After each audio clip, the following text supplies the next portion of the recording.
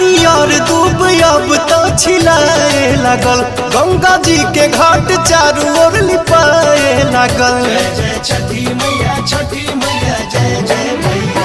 हरियर दूब अब तो छिलाए लागल, गंगा जी के घाट चारू ओर लिपाए लागल। होखे लागल बा पूजा अर्चन, छठी मैया के होता आगमन।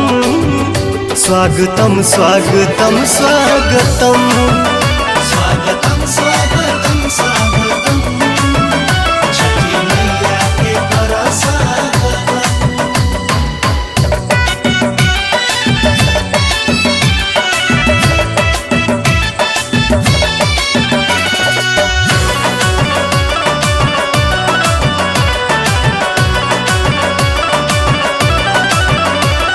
सजल बाजार सेवा अनार, नारियल शरीफा सिंघड़ा बिकाता।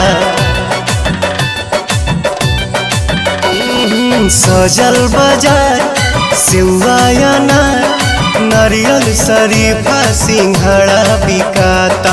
घर घर के कौन कम कता सोन, काहे की पूड़िया ठेकुआ छनाता। पूरा यूपी बिहार बमगन, छठी मैया के होता आगमन। स्वागतम स्वागतम स्वागतम, स्वागतम स्वागतम स्वागतम, छठी मैया के करो स्वागतम।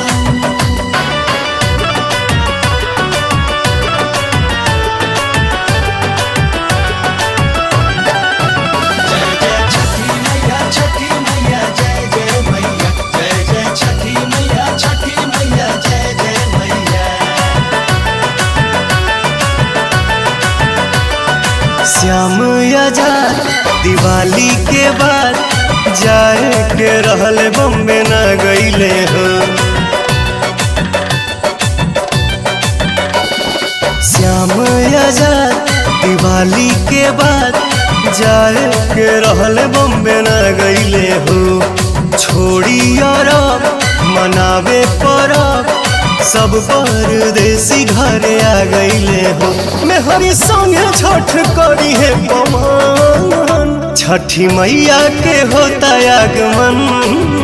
स्वागतम स्वागतम स्वागतम, स्वागतम स्वागतम स्वागतम।